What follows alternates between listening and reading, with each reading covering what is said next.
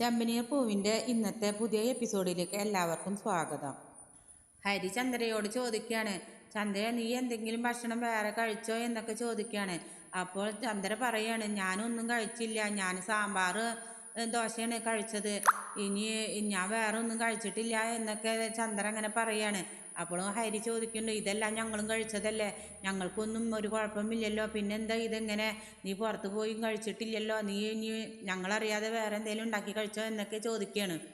രേവതി പറയാണ്, Revathi pineapple juice അടിച്ച് വെച്ചത് അമ്മ കുടിച്ചിരുന്നു, ഞാൻ സച്ചേട്ടനും ഉണ്ടാക്കി വെച്ചതായിരുന്നു, അത് അമ്മ എടുത്ത് കുടിച്ചെന്ന് പറയാണ്.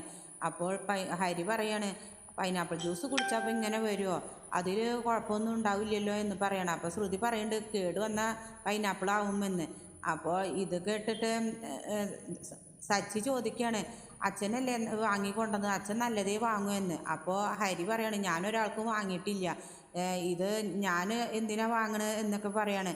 അപ്പോൾ സച്ചി രേവതിയോട് ചോദിക്കുകയാണ്, അപ്പോൾ രേവതി നീയല്ലേ പറഞ്ഞത് അച്ഛൻ വാങ്ങിയെന്ന്, അച്ഛന് ഇഷ്ടപ്പെട്ടിട്ടാണ് വാങ്ങിയെന്നൊക്കെ പറഞ്ഞത് എന്ന് ചോദിക്കുകയാണ് സച്ചി ചോദിക്കുകയാണ്, രേവതി നീ എന്തിനാ എന്നോട് കള്ളം പറഞ്ഞത് എന്ന്. അപ്പോൾ രേവതി പറയുന്നുണ്ട്, ഞാൻ അങ്ങനെ പറഞ്ഞാൽ സച്ചേട്ടൻ കുടിക്കുമെന്ന് കരുതിയിട്ട് പറഞ്ഞതാണ് എന്ന് പറയാണ് രേവതി. ഒടുവിൽ രേവതി സത്യം പറയാണ്, ഞാൻ സച്ചേട്ടന് കൊടുക്കാൻ വെച്ച ജ്യൂസിൽ മരുന്ന് ചേർത്തതാണ്, അതാണ് അമ്മ എടുത്ത് കുടിച്ചതെന്ന്. അപ്പോൾ എല്ലാവരും ചോദിക്കുന്നുണ്ട്, എന്തും മരുന്നാണ് ചേർത്തതെന്ന്. അപ്പോൾ നമ്മളെ ചന്ദ്ര ഇത് കേട്ടിട്ടാണെങ്കിൽ ആകെ പരിഭ്രമത്തോടെ ഇരിക്കുകയാണ്, നീ എന്തും മരുന്നാടി ഇതിൽ ചേർത്തതെന്ന് ചോദിക്കുകയാണ്. അപ്പോൾ രേവതി എന്നിട്ട് പറയാണ്, ഞാൻ സച്ചേട്ടൻ്റെ കുടി നിർത്താൻ വേണ്ടി അതിൽ മരുന്ന് ചേർത്തിരുന്നു, അതാണ് അമ്മ എടുത്ത് കുടിച്ചതെന്ന്. അപ്പോൾ ഇത് കേട്ടപ്പോൾ സച്ചിയാണെങ്കിൽ രേവതിയെ ഒരേ നോട്ടം നോക്കുകയാണ്.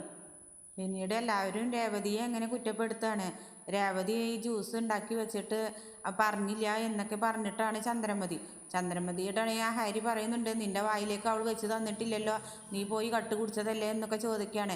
ആരിപ്പോൾ രേവതിയെ കുറ്റപ്പെടുത്തണ്ട, അതൊക്കെ ചെയ്തത് നീ തന്നെയാണെന്നും പറയാണ് ചന്ദ്രയോട്. രവി പറയാണ്, അവൻ്റെ കുടി നിർത്താൻ രേവതി അങ്ങനെ ചെയ്തിട്ടുണ്ടെങ്കിൽ അത് രേവതിയെ ഒരിക്കലും കുറ്റം പറയാൻ പറ്റില്ല എന്ന്.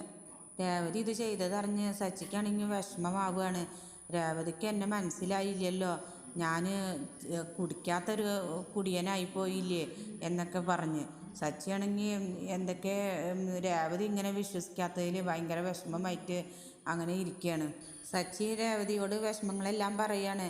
എന്നിട്ട് സച്ചിയാണെങ്കിൽ പൊട്ടി കരഞ്ഞ് രേവതിയുടെ മടിയിലേക്ക് വീണിട്ട് കരഞ്ഞിട്ട് പറയാണ്, ഞാൻ അങ്ങനെ ചെയ്യുമോ രേവതി, നീ വാങ്ങി തന്ന വണ്ടിയല്ലേ, രാവും പകലും അധ്വാനിച്ച് ഉണ്ടാക്കിയതല്ലേ, ഞാൻ അങ്ങനെ ചെയ്യുമെന്ന് എനിക്ക് തോന്നുന്നുണ്ടോ എന്നൊക്കെ സച്ചി അങ്ങനെ വിഷമത്തോടെ പറയാണ്. ഞാനിപ്പോൾ കുടിക്കാതെ തന്നെ ഒരു മുഴുക്കുടിയനായില്ലേ, ഞാൻ പേരുദോഷം മാറുമോ എന്നൊക്കെ രേവതിയോട് വിഷമത്തിൽ പറയാണ് സച്ചി. എന്നിട്ടും സച്ചി പറയാണ്, രേവതി ഞാൻ കുടിച്ചിട്ടില്ല, നിന്നോടാണ് ഞാൻ പറയുന്നത്, സത്യമായിട്ട് ഞാൻ കുടിച്ചിട്ടില്ല, എനിക്കറിയില്ലേ കുടിച്ചും കൊണ്ട് വണ്ടി ഓടിച്ചാൽ ഇങ്ങനെയൊക്കെ ഉണ്ടാവുമെന്ന്, ഞാൻ ഒരിക്കലും കുടിച്ചിട്ടില്ല, സത്യമായിട്ടും കുടിച്ചിട്ടില്ല, രേവതി നീ എന്നെ വിശ്വസിക്കുക എന്ന് പറയുകയാണ് നമ്മുടെ സച്ചി. നിങ്ങൾക്ക് ഈ വീഡിയോ ഇഷ്ടപ്പെട്ടാൽ ലൈക്ക് ആൻഡ് ഷെയർ ചെയ്യുക, സബ്സ്ക്രൈബ് ചെയ്യുക. Thank you.